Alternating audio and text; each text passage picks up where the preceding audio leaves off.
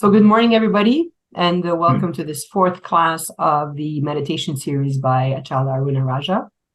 So I wish to remind everyone that Acala's previous classes are available on YouTube. So the previous classes are Sleight of Mind, Limits of Our Perceptions, How to Have and Recognize a Good Support System. Today's topic is to how to live with the revelation, depression cycle, and what are the solutions. Welcome, Acala Aruna Raja. Thank you, Ram. How are you today? I'm doing super fine, and you? I'm good, thank you. Great. When you're ready. Yes, I am. Thank you for having me. Thank Thank you you, for dear. keeping up with my technical issues and computer problem. Anytime, anytime. Yes. So I'm going to share my screen because, as usual, I did a little PowerPoint for people to easily follow. All right. Here we go. Share this screen and describe everything that you do for the viewer. So, does it work? Let's see.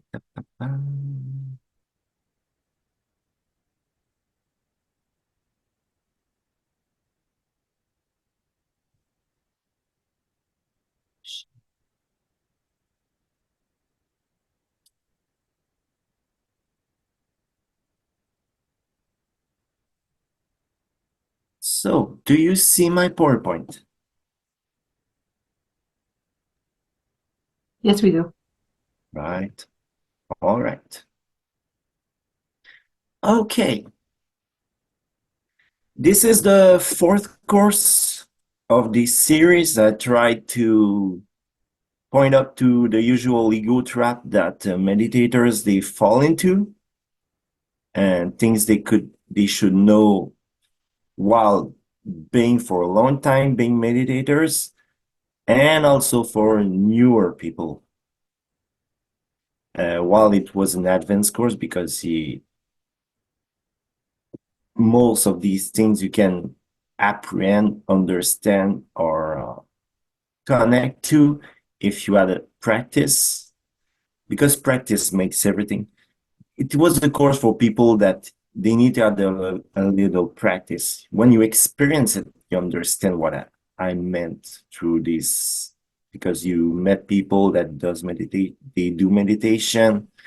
You met people that they've been in for a long time, and you can relate to what you experience. But the experience is everything here. So it's the fourth class. So previously I talked first about what are the resistance, the intention, how you should go into your meditation practice, from my point of view, as always.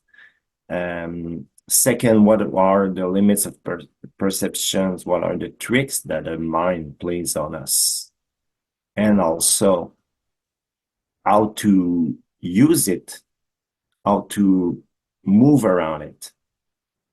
Then I just describe how to have a good support system, because I think it's key that you have some people to help you up, help you out, because we're full of blind spots that there's no avoiding it. That's no denying it. Our mind is full of blind spots, and we are, in a way, our biggest threat to ourselves, to our perception, because our built system, because of the way we are fused with ourselves, because we don't see from another perspective, which is a great experience to have, but also a great limiter to what you can achieve or to react properly sometimes. So having a great support system is also fine.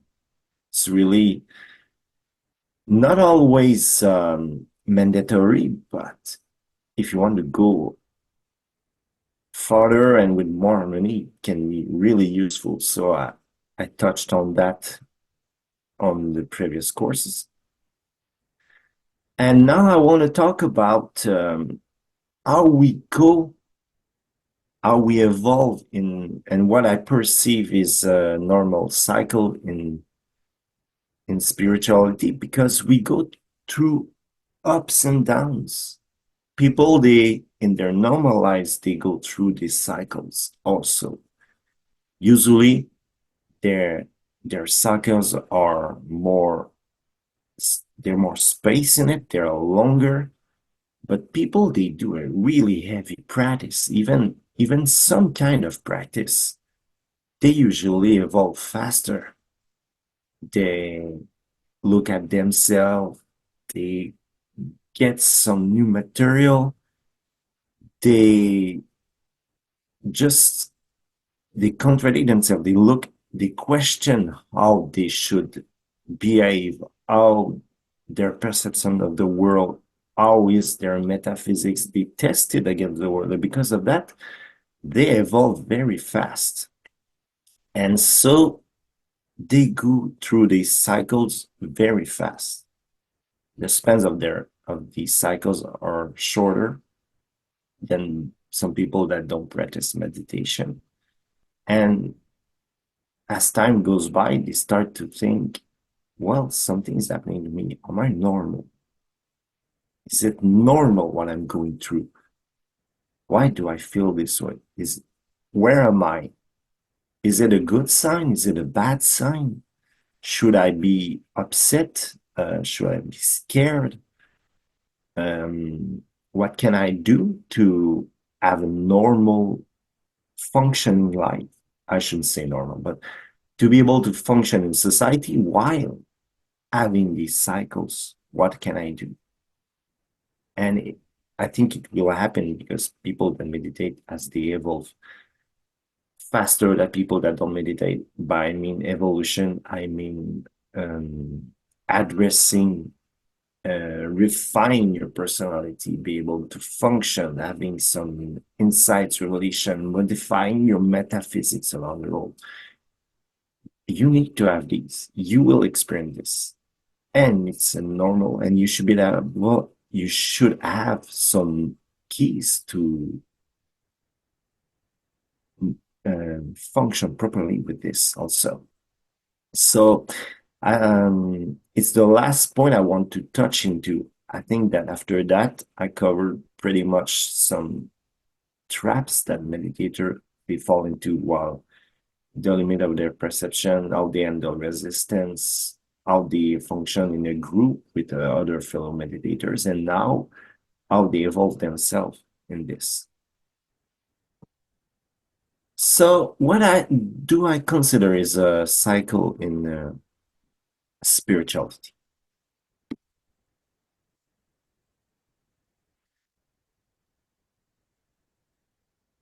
In spirituality, what I consider is a cycle. It would look like this. There's a question or a situation that leads you to seeking cause or meaning. You have some key events or some key insights or some key question like, I want to know what this is. I want to find this. I feel compelled to look after this.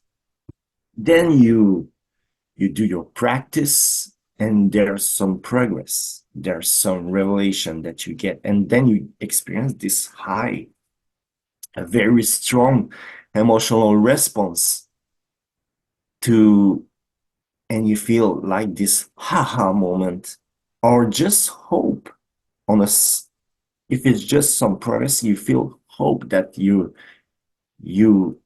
made a step in the right direction. And then this feeling of revelation, of progress, of keen sight, there's a bliss, there's a joy, there's hope associated to it, and then it goes away. And then you feel depression, and maybe sometimes you start even to question your own practice, your own progress. You even start to question the revelation itself. Was it true, or was it just a making of your own mind? And because I think that meaning is power for humans. When they have a lot of meaning in their life, they feel very strong and powerful. And when they do not have meaning, or just they question it, or they're not 100% sure where they should be, they start to feel depressed and question everything, and it's pervasive. It means that even in a topic of spirituality, when you don't feel you have your total meaning in it, and it, most of the time is what's happening, it starts to invade the other aspects of your life, and the perseverance, the way that it just jumps from one aspect of life to another. It's well, it can have a lot of impacts for meditators. So how to handle that, how to address it properly, and how to recognize the sign, how to deal with it, and just understand that it's normal can help you to go in and feel much safer. So yeah, when people they have meaning in their life, they really feel they're on their hicks, they're strong. And when they're not, they feel depressed. And each phase has its own signs. And I tried to describe the features that, and just we can talk about this, but some of them I would point out that just so you can recognize your own signs, other people's signs, and just understand that it's something that they're doing. So you can relate to this and say, it's just part of their experience right now, and it doesn't have to impact me. So when people there are in a state of revelation and progress, they're really outgoing, they're super creative, they like to just share what they're feeling. They also have everything you say to them, because they're in a position of power, they will tie it up to what they believe. So if you meet someone that's really strongly minded about their current belief, you bring some new data, they'll find a way to explain it in their own narrative. And that's something I wanted to point out, because they usually do that, and it shouldn't impact you. You should understand that it's part of their process. But that doesn't mean that because they're so confident and they tie back everything to their narrative, that they have more truth than you have. Just that they find their own truth and they try to bring it back together, but the way that they feel confident shouldn't impact the way that the truth that you have yourself is less than their own. Because someone can explain something in their narrative doesn't mean that they're right. It means that this is what they believe, which is two totally different things. And people more in a seeking mode, they usually less outgoing, they're more seclusive, they isolate themselves, they like to reflect, they're seeking, they are super attentive, they are aware of what's happening, they're looking for the signs. They're looking to adapt their metaphysics. That's something that would stick to the world and will make sense for them. They're usually more humble, they're less outgoing, they're less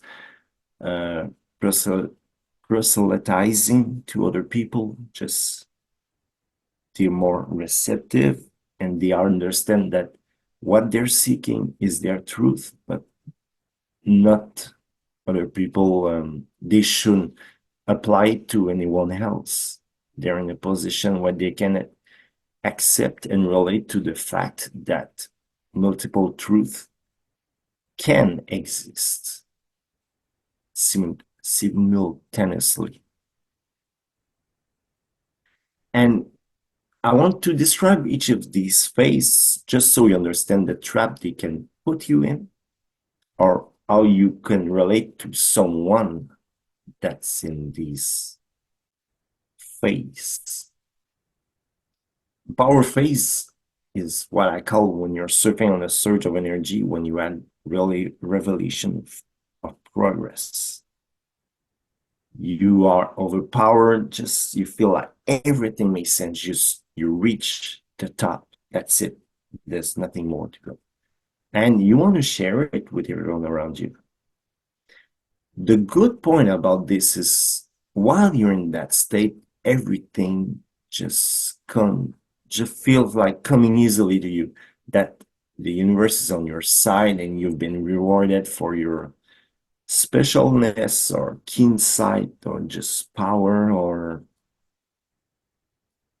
you also think that you cannot get any better than this. But sometimes people, they do forget it's just a phase. It's just, if it's the first time they've been through, or they just don't reflect on what make them competent in meditation, or they just don't reflect on their progress, they forget that it's just a phase. It will change. Nothing is permanent here. So there's this surge, but it will come down. There will be a drop. And what I want to say, and or what I want people to understand when they interact with people who are in this phase, is like, they're super strong. Their energy is super high. So let them go. Let them have fun with this. Don't try to restrain them too much. If they don't want to feel restrained, let them go. As long as they don't hurt anyone else, just let them have fun. And if you yourself feel like this, go ahead with your project. Go ahead. It's the right time. The tide is high. Go ahead, have fun. Create your own stuff. Build your system. Relate to it. Personalize. Make it your own. Find the technique, the progress that you can put it on your own for yourself. Share it with people who are receptive, they are looking, they want to try some new thing. Go ahead. The downside is that communication will be an issue because you have so much pride, you're not looking at your blind spots anymore. So it will happen. Just face it, it will happen. You cannot avoid this. Pride is a normal part of our experience. So what can you do? Not fall to the pride trap. Have your system set up beforehand. Know the signs. Know the signs when you're in pride. Know what your system is. Know beforehand, like,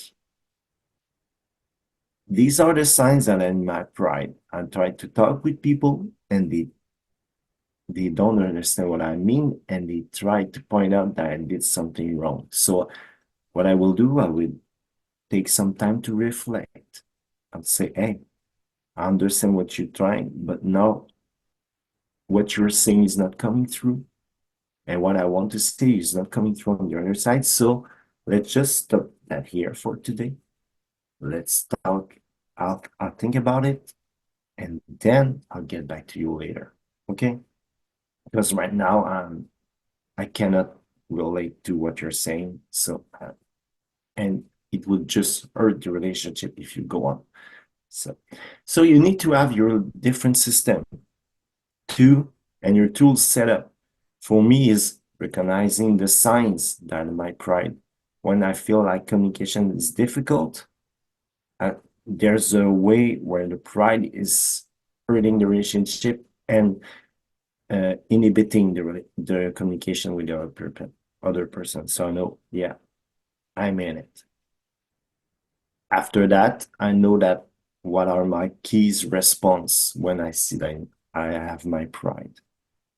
But I build my own system readily to have it when I need it beforehand. So I know that these are the signs that I'm in my pride. You will have your own, just need to think about it.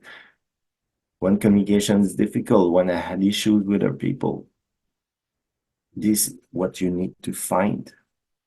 And then what are going to be my program response to that? What can I do? What works better. And it won't always work easily. When you're having challenge or conflict, it's normal that things won't work so easily, but still stick to your system that you said, that you set up before, and stick to it and upgrade it and refine it as time goes on. So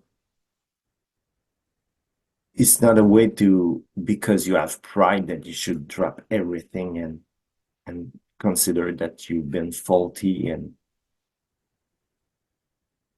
that you're wrong. No, it's just that you're in a sort of energy, you're high, you want to go through the world, and the world is having an opposite reaction equal to the power you bring into the relation. So know that there will be pride on both parts. Have your communication tools set up. What are the signs that you're prideful? What are signs that you're too proud?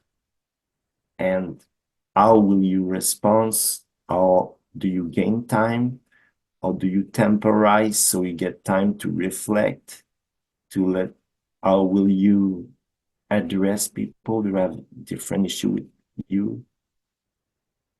And how will you handle feedback from other person diplomacy? Otherwise, this will be a time when you will hurt a lot your relationship. And just understand that your narrative are true. You feel it to your very bones. It's very emotional response that you're in your truth, that you're truthful, but doesn't mean that your truth is an all-encompassing truth. It doesn't even say anything about other points of views. Different truth coexist. And it's the way we manage to tie them together that will make great relationship or not. But the fact that you feel this truth doesn't mean that other truths do not exist. You're not the sole creator of this thing that we call life.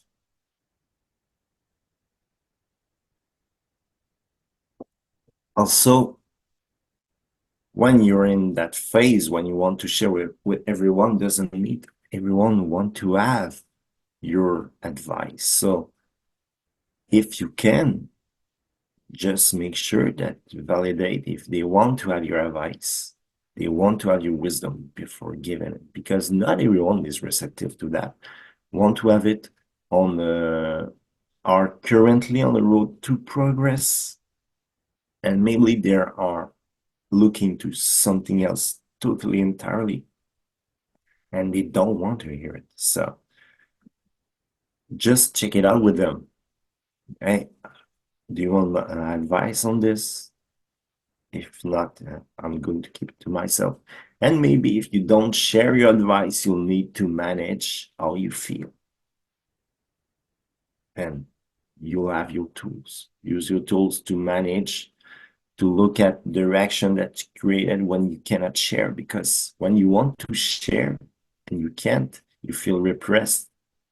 It hurts also.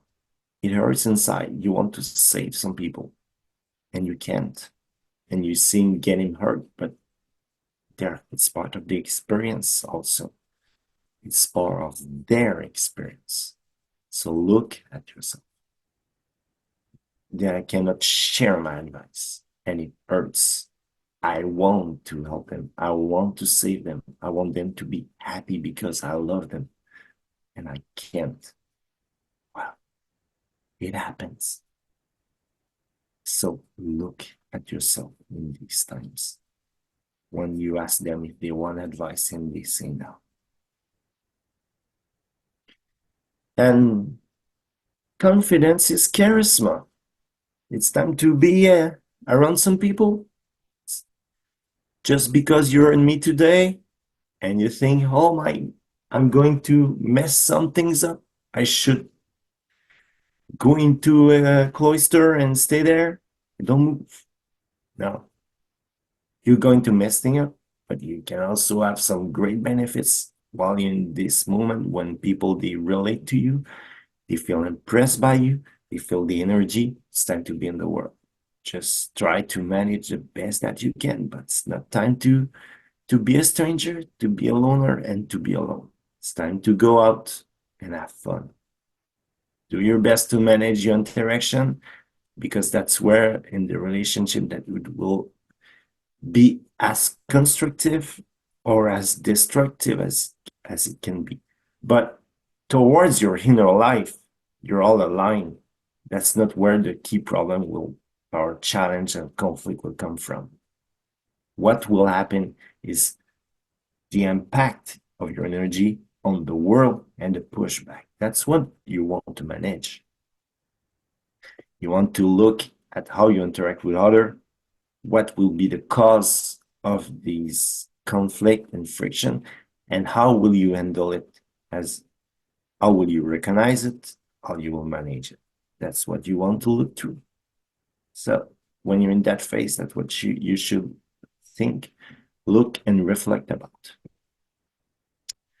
While on the other end, a phase that, as for me, I spend most of the time in is the seeking phase, the way that I'm looking for meaning, I'm looking for truth, I'm questioning everything I've obtained, I'm looking around and thinking about myself, about others. How can I have an impact? How can it be positive?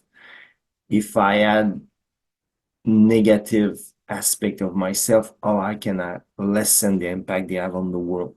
This seeking phase of meaning,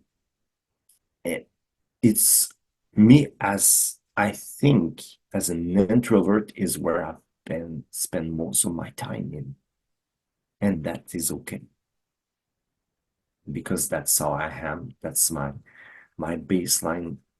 And that's a phase that helps you progress also. So there's not a better phase than the other. Just know that some people they spend most of their time in the power phase, and some people they spend most of their time in their seeking phase. Just know how to manage how yourself feel into it, how you can manage it, how you function in relation to the world. Just know that you have your own way of being wired, and you have your own way of seeking the truth and expressing it. So I cannot say how these cycles are going to be fast or short for yourself. And maybe your power phase will be long and your seeking phase will be short. But for some others like myself, my singing phase is very long and my power phase is very short. So to say I spend most of my days in a depression where I'm more like receptive, that's how it is. I just need to be able to function with it. So in this seeking phase, it's where you start to wonder, what do I have obtained? Is it true?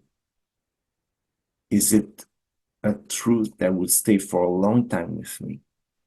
Does it have a positive impact on myself? Can I share it with people so they can have also a positive impact for themselves? And you start also to question that may be wrong and maybe there's something else and that you didn't think of. And sometimes, but for me, it is that you get obsessed with finding something to light that inner fire back because you felt that power phase you've been through and it went away so fast that sometimes you just obsess like, I must be doing something wrong and I need to find something to light the inner fire back. But just managing the obsession here. And sometimes also you feel that there's a part of the world that doesn't make that much sense, that there's something better out there, and maybe you just were wrong or are wrong to think what you think. That's how I would describe people in this seeking phase, because they wouldn't be seeking if they weren't uncomfortable with something. That's part of it. You don't look for the world when your world is totally fine. There's like a splinter in your mind, as they say in The Matrix in the 1999 movie. Something in your mind that says, there is something more. I need to find it. I need to know what it is. When I feel it, when I find it, I will finally be complete. I will feel totally fine. And that's the phase. It's also, it has as much validity as the power phase. None of them are false. None of them are true. They are both way to feel about yourself in the world and in relation to it. That's it. Nothing more, nothing less. Both have advantages, both have also disadvantages, and you need to manage it. So, what would be advantages and disadvantages of these phases? Well, what you need to know is that when you're in seeking mode, you're very open and receptive. You'll feel more energy to pursue and look for meaning than to create.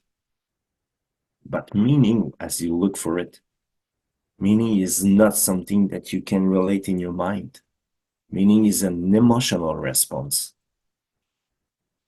There's a book from Ian McGilchrist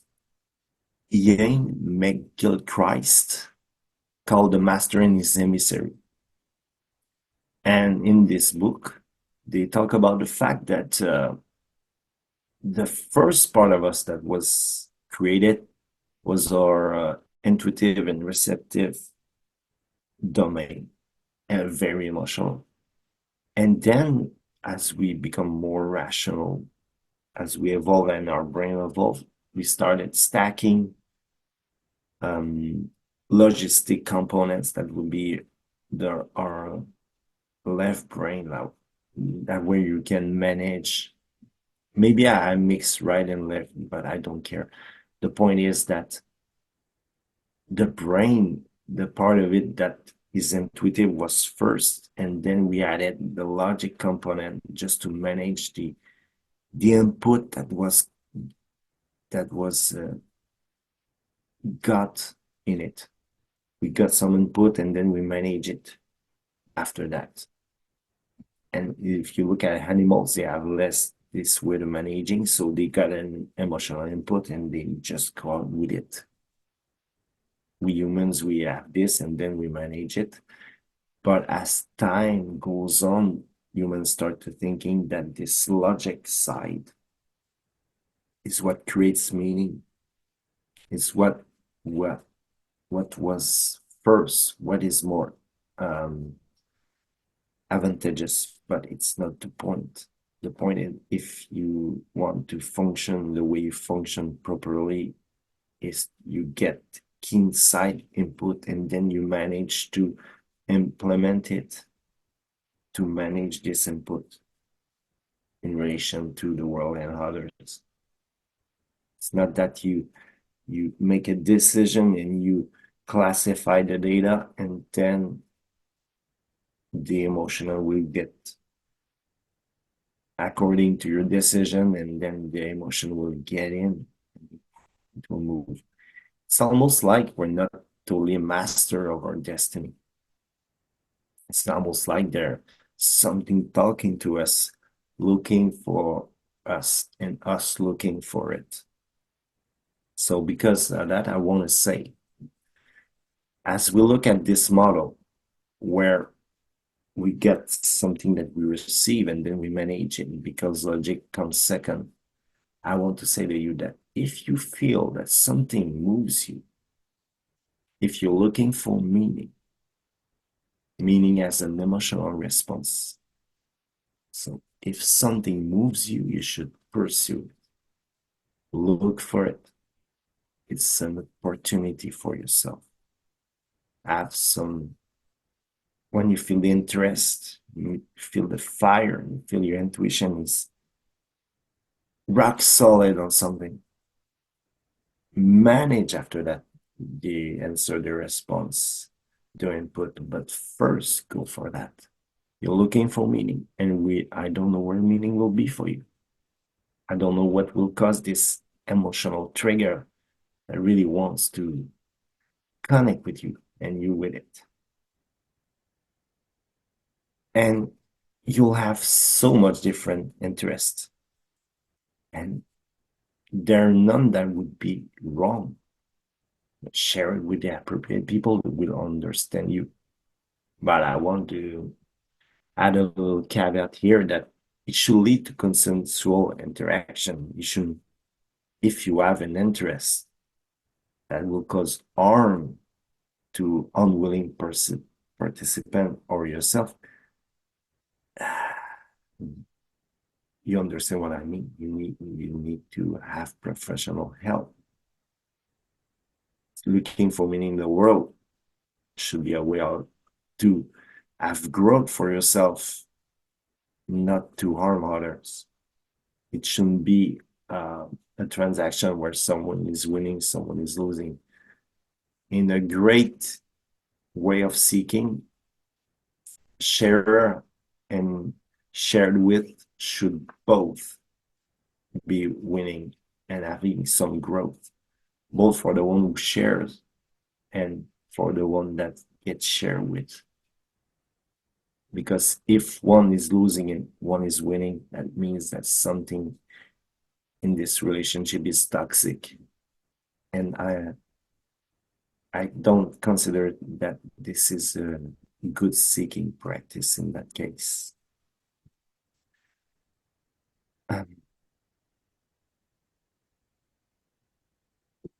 Sorry for the gravitas, but I think it should be said that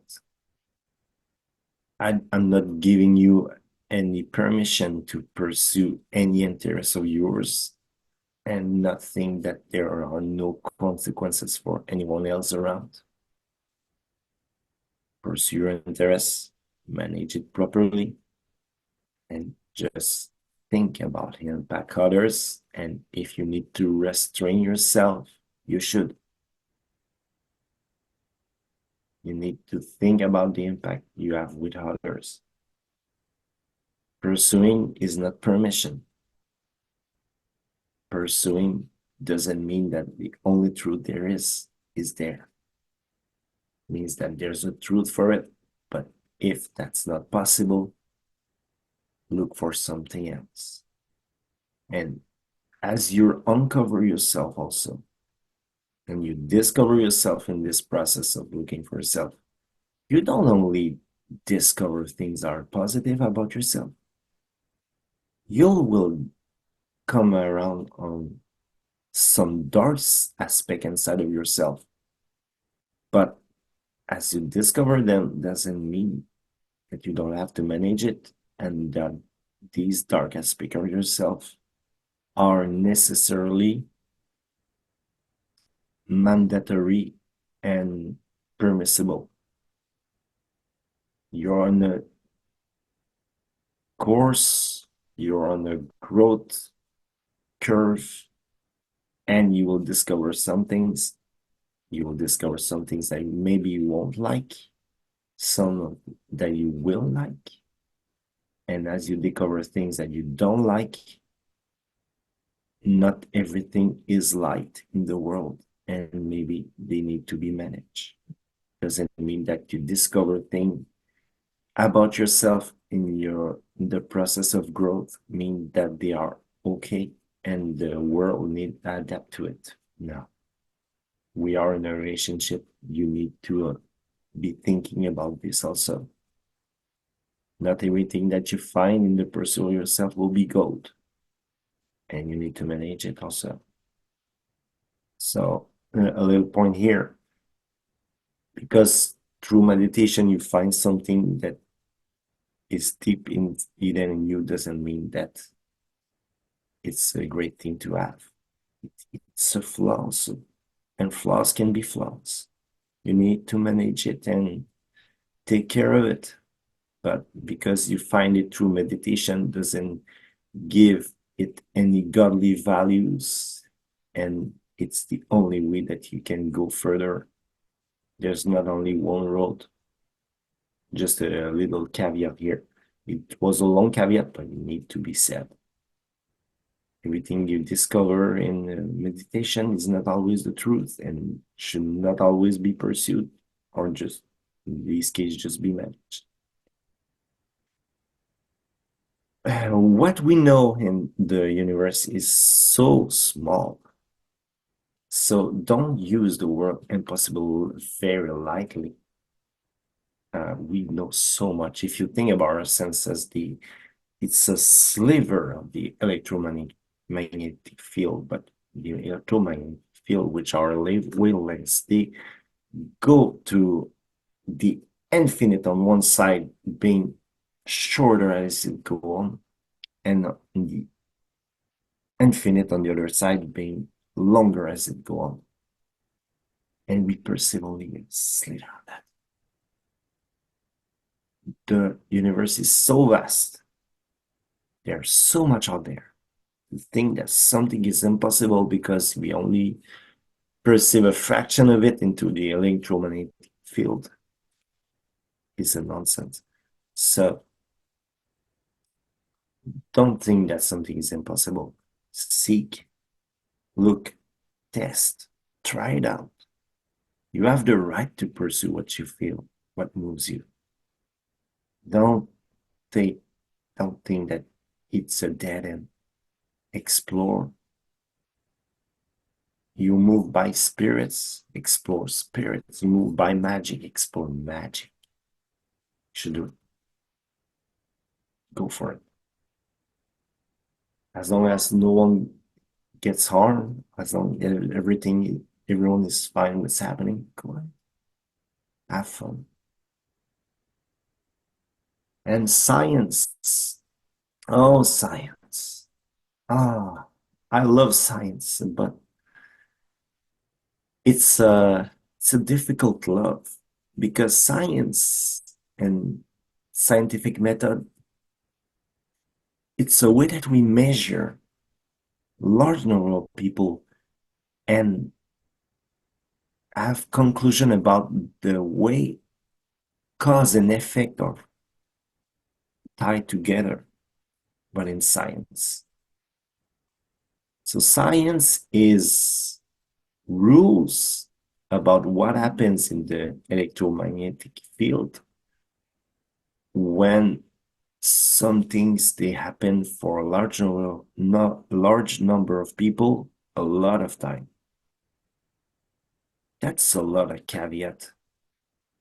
So when you're writing your own story, looking for meaning for yourself, you're not a large number.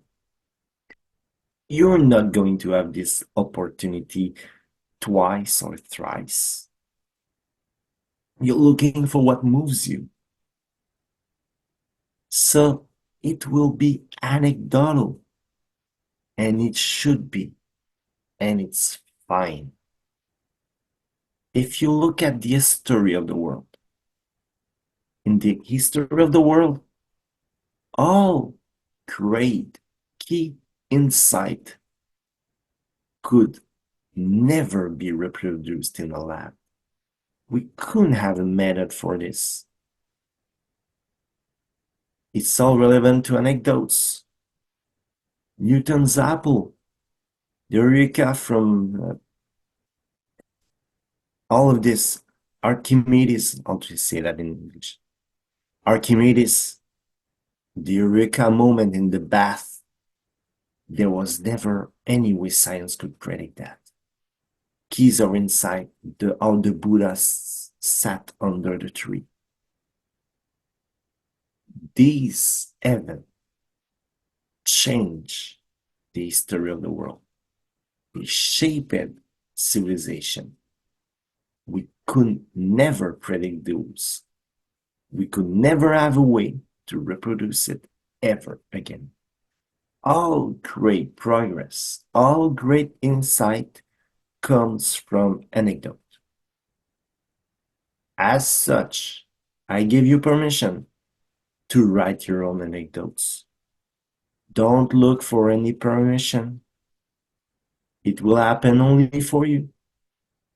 Nobody else will understand what you're saying, what you're thinking, what you're feeling, why it moves you, why you want to pursue it. And it's fine. It's fine. Go for it. Because there's no other way you can go further. There's no other way that you can progress. You got to pursue it. You don't need permission from anyone else. You just only need it from yourself. You are in the domain of the anecdote, the testing size, n equals 1. You only are alone in this. You got to do what you want to do. You have my benediction. Go ahead, try it, look it, pursue it.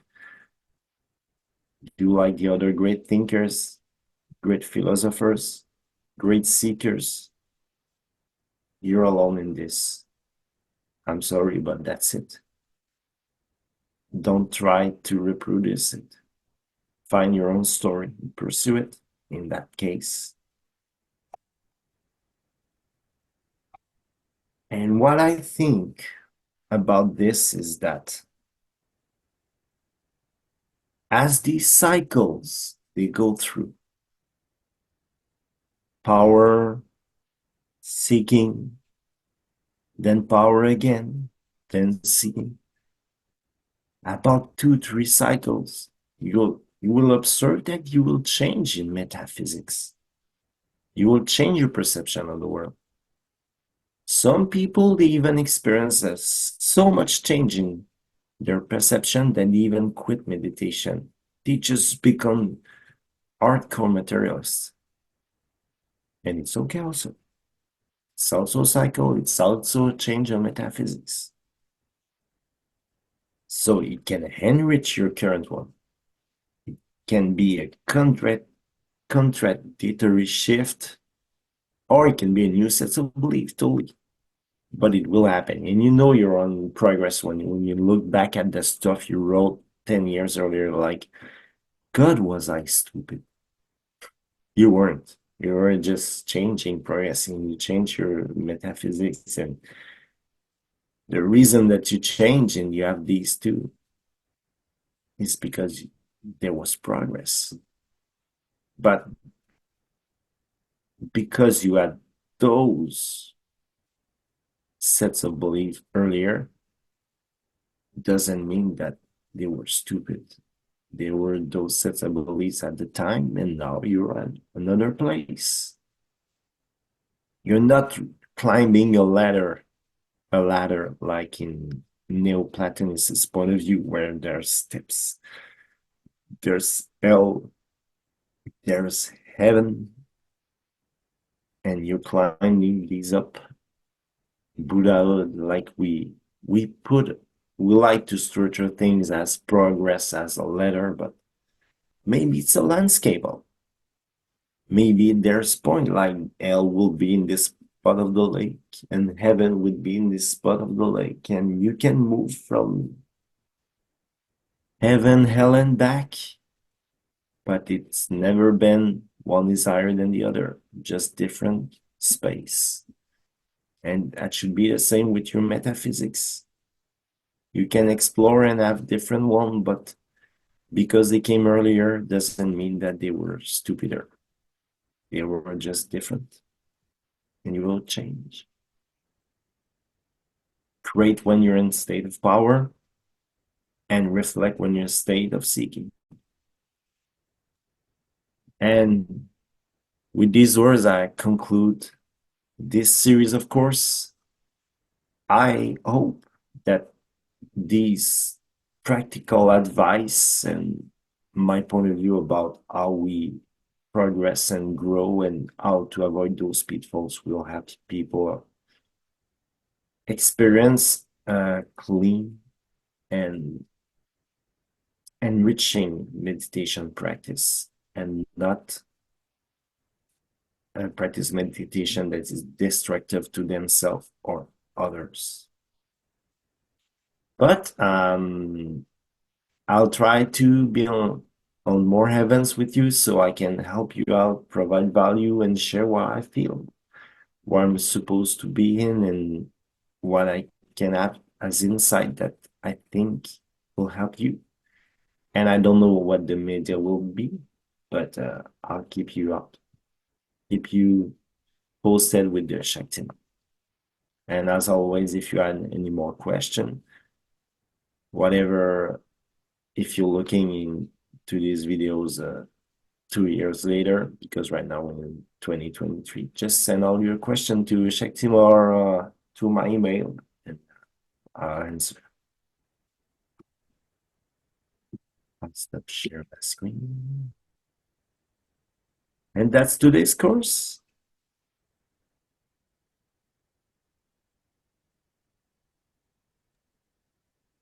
Thank you, Laura. thank you.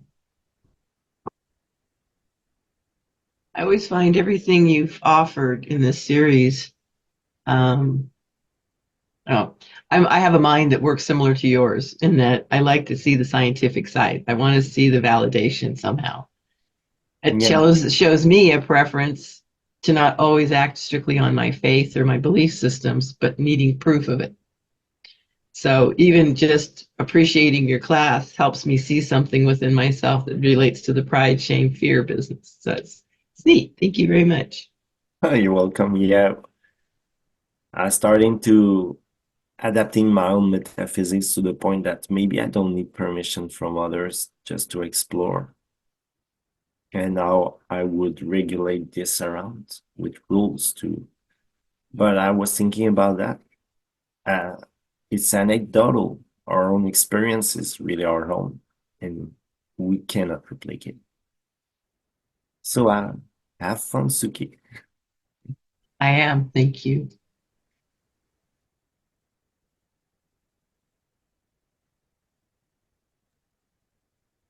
I was waiting for Kala to say something, but she always waits for me to say something. So I'll go. I was particularly surprised, and maybe I was not expecting today's content. To be honest, it felt like the other classes were general, where when we speak, we could speak generally about people and things, and it dawned on me today that it relates to me. Not to me. Not that the class relates to me, but that the content that you said and everybody that will be listening, it relates to them. So it was a focus of inner focus. I just felt that, that the spotlight was on what I want, what I like, where I'm going, what I'm doing. And so I thank you. And everything you said is, it's reassuring. When what came to affect me was when you said, when we don't have total meaning, it starts to invade our life. Like when we think that we don't have meaning, that's the only focus that we have, and we become obsessed with that. And then you said it's normal. And just that, I think that just that is just so reassuring that, it's a cycle, and it's okay, and to do what we need to do. So I thank you for this class. It was very, for me, it was eye-opening. Thank you. Thank you for feedback. I'm really super happy to know that it touched a chord with you. And I certainly hope that other people will also feel this as a seekers, that total meaning is not currently an option, because that's part of the process. So it's okay. All you seekers out there, you feel lost, and it's fine. I also want to thank you, and I'm having all kinds of social media ideas to how we actually can make some sort of happening for this video. I recognize so much from myself throughout life, these periods, these cycles. Also, the pride when you're feeling energized and good and you just found out something, and then this deep dive when you thought of also the conflicts you can have with other people, which we don't want. We don't want this conflicts with people we love, but they happen once in a while. And it's totally cool to keep. I think I do what you also say. I started being better at keeping an eye on myself. Oh, now you are in this period. Super class. Oh, thank you very much. Super fun because I love all of your feedback through each and every course, but it also show that you have a lot of practice, but you're also very kind just to point out all the great, I don't know how to say it, but it shows that you want to appreciate the great aspects of everything I put through, and I thank you all for that.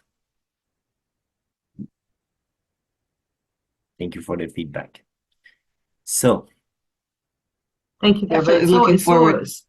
yeah, It's also objective. I mean, you like to come back to your comment. Everything that you presented is so objective that I don't feel that it's your personal opinion. I feel that it's something. It's facts. So for me, I can't say, well, I don't agree with you. It's a fact. I don't know if my message is coming out clear. yeah, I understand what you're saying. Yeah, thank you. So why, if I understand correctly what you're saying, like what you're saying is that although you don't agree with me, you understand that I'm right. Of course. Oh, I'm. Of course. You're always right. Is it so recorded? I was going to suggest it's a truth I like. Yeah, yes. I'm wrong. Also wrong a lot of times, so. Okay, thank you. I certainly hope you will be joining us again with another opportunity to hear your wisdom. It has been delicious. Thank you. Oh, thank you. I'll try. If I think and I feel that I can provide some content that will add value, I can go forth. But if I cannot find this, I will not. And I know I will, but I don't know when. And it depends on the topic. Some topics are for me are secret cows, and I would never teach it because I would be too scared to mess up the pure wisdom behind it. Like there was why can you teach Kabbalah? No, I couldn't. For me is a secret cow, and I'm so a newbie, and I don't I don't deserve to share even one word of I know so yeah, I'll find other topics that I find are useful, fun, and help people go further progress and have more harmonious life, and I'll be there. I'm looking forward to it. I think that we all are, and we'll make sure to publicize or to announce all of the future classes. And so thank you so much for this 4 series. I learned a lot, on a topic that is so basic, meditation. You learn, you've managed to explode it. So thank you so much for that. Thank you. I'm going to add to that you have offered the definition that's obviously there but hidden. Meditation isn't what you think.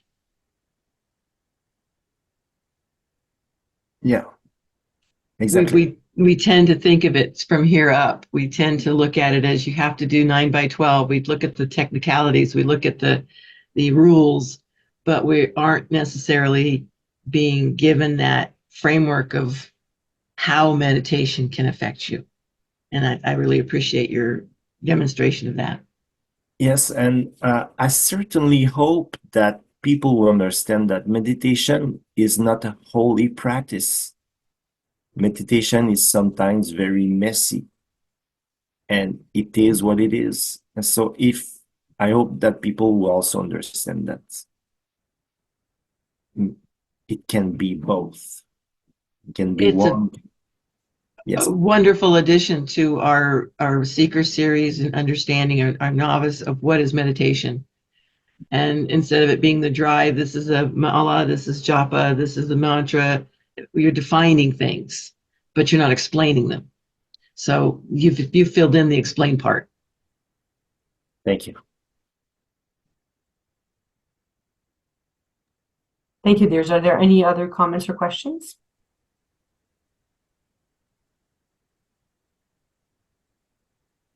I'll just say thank you all for giving me a safe spot in the spotlight, because I don't like being in the spotlight, and your feedback and your support really meant a lot to me and means also a lot to me right now. Thank you. Thank you. Thank you for accepting.